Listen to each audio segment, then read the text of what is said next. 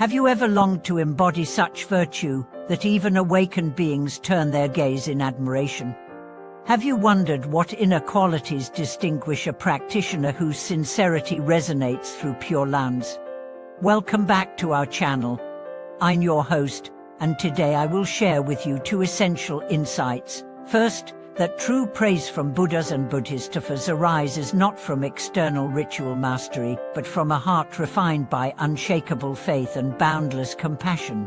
Second, that integrating every moment, breath, thought, and action into a living expression of the Dharma transforms ordinary life into the playground of awakening. Long ago, in a remote valley beneath snow-capped peaks, there lived a laywoman named Devi, who tended a small shrine for villagers. Illiterate and untrained in sutras, she nonetheless began each dawn by offering a siskel flower from her humble garden, whispering a vow to serve all beings. Word spread that her simple act drew the gentle fragrance of lotus blossoms at midnight, as if the very pure land had responded to her devotion. Pilgrims arrived expecting sermons, but found only her steadfast kindness in action, feeding the hungry, comforting the dying, and listening without judgment. Over time, accounts emerged that images of Avalokitesvara would weep tears of light when she chanted her vow. In that quiet valley, Buddhas and Bodhisattvas were said to linger, drawn by the sincerity of a single devoted heart. What set Devi apart was neither her eloquence nor her scriptural knowledge, but her practice of wholehearted presence. Each moment became an opportunity to awaken wisdom. When she swept the temple floor, she felt the interdependence of all beings, understanding that each grain of dust mirrored the countless lives entwined with her own. When she offered water, she recalled the suffering of thirsty souls and vowed to become their source of relief. These simple acts, infused with mindful intention, wove a tapestry of merit so luminous that it pierced the barriers between worlds. Master Shantidev's words in the Bodhikaryavattara teach us that the awakened mind rejoices in all virtuous qualities, whether small or great.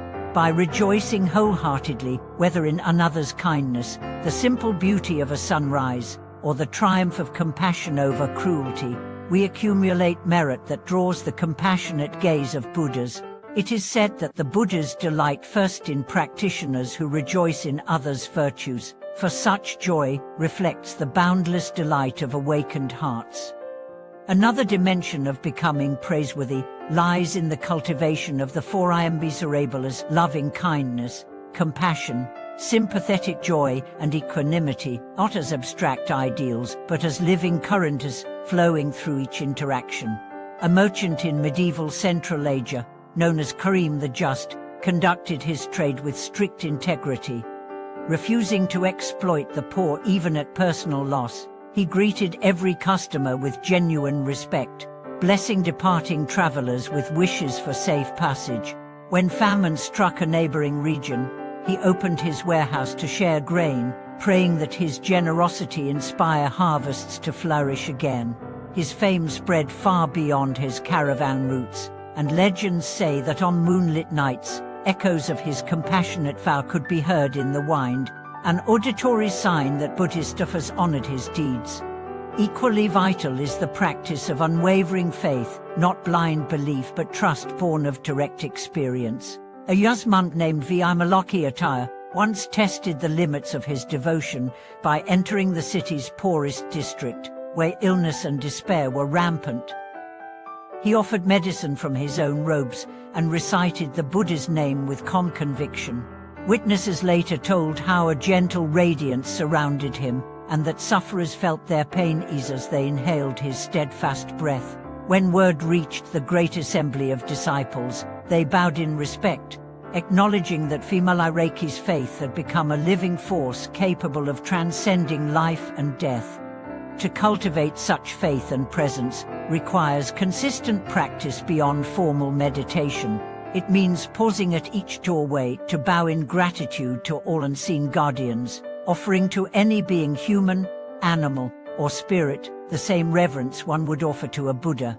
It means daring to love openly, even when love risks heartbreak, trusting that compassion itself carries the seeds of freedom. In every moment of generosity, each breath of mindfulness, and every vow uttered in sincerity, we polish the mirror of our own heart until it reflects the boundless light of awakening. As you walk your own path, remember that the highest praise is not proclaimed with fanfare, but heard in the silent nod of awakened ones and felt in the subtle alignment of heaven and earth. By living each moment as an unfolding offering, where your every thought, word, and deed becomes an expression of the Dharma, you step into the circle of those whom Buddhas and Bodhisattvas celebrate. Beyond these timeless examples, countless modern practitioners continue to touch the hearts of awakened beings through quiet devotion and boundless service. Take the case of Lucas, the young doctor in Rio de Janeiro who, after grueling shifts in an overcrowded hospital, began each morning with a silent vow, "May every life I touch today awaken compassion." Without fail, he held patients' hands longer than necessary, listened attentively to their fears, and offered reassurance that transcended medical protocol. Colleagues noticed an almost tangible light in the ward when Lucas was on duty, and some patients later described feeling enveloped by a peaceful warmth, as though unseen caregivers stood at the bedside. Such phenomena, while anecdotal, mirror the ancient account. Sincere compassion can echo through the unseen realms, drawing the regard of Bodhisattvas who rejoice in every act of healing. Similarly, in the bustling streets of Mumbai, a social worker named Amina devoted her weekends to caring for victims of trafficking. Rather than merely providing material aid, she greeted each individual by name, holding space for their stories without judgment. Her presence became a sanctuary. Survivors spoke of moments when, in the depth of her gaze, they sensed the radiance of Avalokitesvara reflected back to them.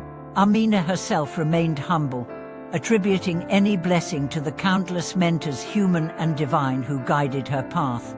Her unwavering kindness serves as a living bridge between the suffering world and the awakened ones, illustrating that the simplest acts of personal connection can resonate far beyond our immediate sight. What unites these stories is the transformation of ordinary tasks into sacred rituals through mindful intention. When we wash dishes, we can imagine cleansing the world's pain. When we walk down a corridor, we can step with reverence for the myriad lives intersecting our own. By inhabiting each moment fully and offering it as practice, we create a living altar of experience. Over time, such continuous dedication polishes the mind until it reflects the luminous qualities of the Buddhas themselves. Poets and artists often capture this subtle alchemy. In a recent anthology of devotional poetry, contributors from diverse traditions wrote verses in praise of everyday deeds, turning a page in a library book, closing gently the lid of a compost bin, tying a shoelace for an elderly neighbor. Editors remarked that some poems seemed to carry an uncanny vibratory quality, as though composed under the direct inspiration of compassionate presences. Readers reported that simply reading these verses instilled a serene clarity in their minds, suggesting that the praise of awakened beings can flow through art when the artist's heart is attuned to the Dharma. Another avenue for cultivating praiseworthy practice is the art of deep listening. Whether in therapeutic settings or casual conversation, when we listen without agenda, free from the urge to correct, advise, or narrate our own story, we accord another person the dignity of full presence.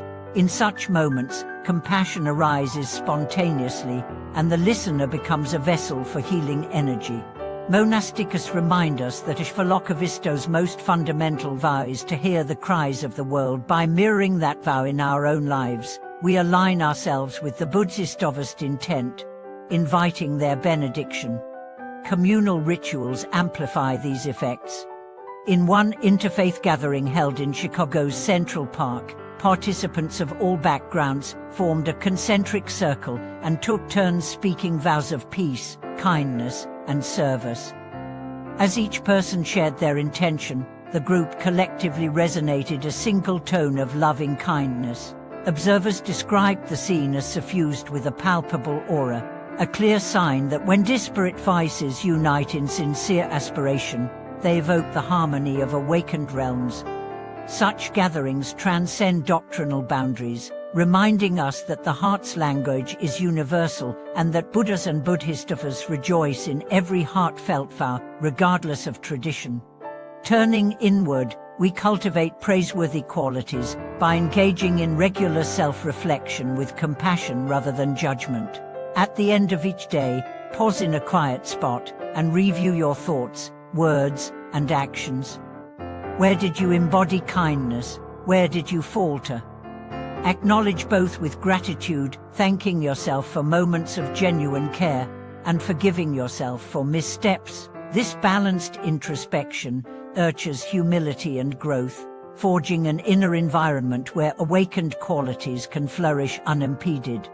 Teachers in Master Shantideva's lineage often recommend dedicating the merit of such reflections to all beings. In doing so, personal transformation becomes inseparable from the welfare of the whole, a hallmark of the Bodhisattva ideal. As we extend our own awakening outward, we create a feedback loop in which every act of self-cultivation deepens our capacity for universal compassion. Finally, let us remember that the praise of Buddhas and Bodhisattvas need not be imagined as distant or rare. Every time we act from a place of genuine care, speak with clarity born of mindfulness, or hold another's suffering in tender awareness, we earn silent nods of approval from awakened minds. These acknowledgments may manifest as a sudden clarity, an unexpected opportunity, or an intuitive insight that arrives when most needed. By recognizing these subtle affirmations, we remain encouraged on the path, aware that we walk in harmony with the cosmic chorus of compassionate beings. May you carry these reflections into your daily life, perceiving every moment as an opportunity to cultivate the virtues that garner praise from the Buddhas and Bodhisattvas. In doing so, your own heart becomes a beacon, guiding others toward the same radiant awakening. Thank you for watching this video.